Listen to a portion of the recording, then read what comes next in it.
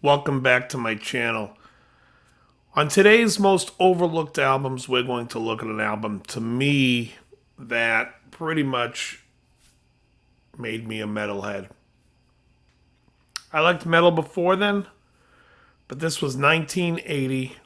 Black Sabbath had a new singer, Ronnie James Dio, and the album Heaven and Hell is forever etched into my brain. I love this album. The reason why I call it overlooked is I think a lot of Black Sabbath fans kind of dismiss it as not really a Black Sabbath album. I know that's what Zakk Wylde says, that he doesn't really consider it a Black Sabbath album because it doesn't sound like Black Sabbath to him. But it's three of the original members and Ronnie James Dio, except now Ronnie James Dio's getting involved in songwriting where Ozzy kind of was like not, where it was more Geezer writing the lyrics and whatnot. I think this is just as much Black Sabbath as anything, regardless of how you hear it. I saw in an article Zakk Wylde made the comment that he thinks the band should have been called Heaven and Hell.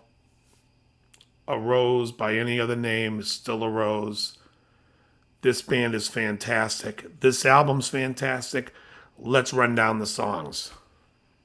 The opening song is a song that I think is Black Sabbath's greatest song ever, and it's a song called Neon Nights. I love this song. Every time I hear it, I get pumped. It's one of those songs that just lifts me up. If I'm ever feeling down, defeated, anything, you put that song on, and it's like, no, things are good. Things are good. It's fantastic. Just a great album opener, and honestly, I fucking love it. I think it's great. Easily my favorite song on the album. Easily my favorite Black Sabbath song of all time. Song 2 is a song called Children of the Sea. Oh, I love this song. This is a great song. Probably was an early favorite of mine. The mellow guitar, and then Dio coming in, and then the song picking up and getting more intense. This is another great one. It's a 1-2 punch that brings us to the third song in this album, which is Lady Evil. Now, I always joke and I tell people Lady Evil's terrible, but it's not. It's just bad in respect to the way this album's going. If the first two songs are so unbelievable, and the rest of the album I think is unbelievable, and Lady Evil, I would say, is a little campy. You know, one of those warnings. If you ever go down to Witches Valley, yeah. Yeah, I'm going to head down there tomorrow, Ronnie. Thanks for giving me the heads up. Not a favorite, but still a very good Black Sabbath song in general. It's better than most of the songs on Master of Reality. Of the albums that are considered good by Black Sabbath, I think Master of Reality is the most overrated because I don't think it's a very good album. Some great songs, mind you, Into the Void, Children of the Grave, Sweet Leaf. Other than that, not so much. Song 4 on this album is a song called Heaven and Hell. An absolute blitzkrieg of power chords and Dio. It's great. I mean, how can you not like this song? So many elements to this song. It is Black Sabbath's Stairway to Heaven. It is Black Sabbath's Freebird. It is Black Sabbath's Heaven and Hell. Oh, wait. It is Black Sabbath's Heaven and Hell. Anyways, it ends side 1. However, on a CD, it would just continue on to the next song. Song 5 is a song called Wishing Well. Another great song. I love this song. It's more Dio. It's a little bit lighter than maybe the earlier songs on the record.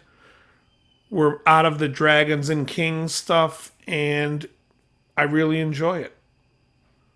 Song 6 on the album is a song called Die Young. Starts off with this synthesizer-y type thing going on. Real nice. Tony Iommi's guitar work. This is the best that Tony Iommi ever sounded. He never sounded as good as on this album. Everything, his lead playing, the tone of his guitar. It is just perfect. Martin Birch did an unbelievable job on this record with these guys. This is definitely a top 5 heavy metal album of all time. It might be my number one. I haven't put much thought into it yet. I'll get back to you.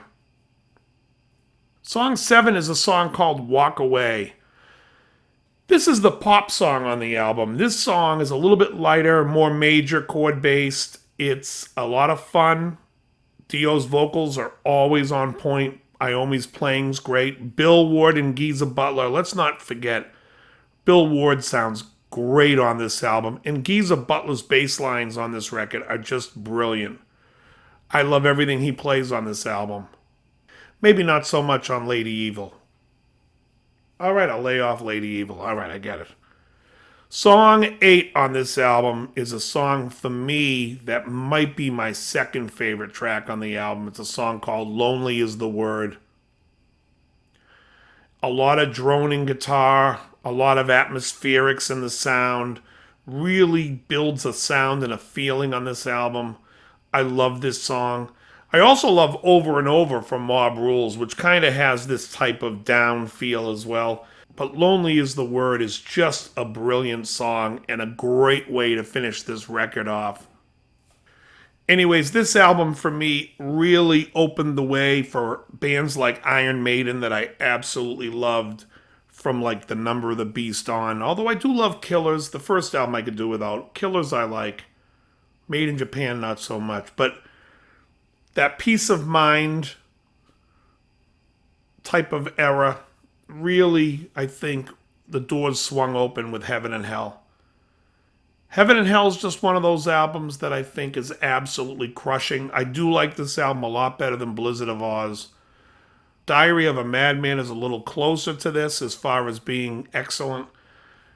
Overall, because of the way the sound is, the production of this, the actual performances on this album, I think this album is one of the greatest. Check it out. I have the link in the description so you can listen to it. Let me know what you think. Tell me your comments. And as always, very good.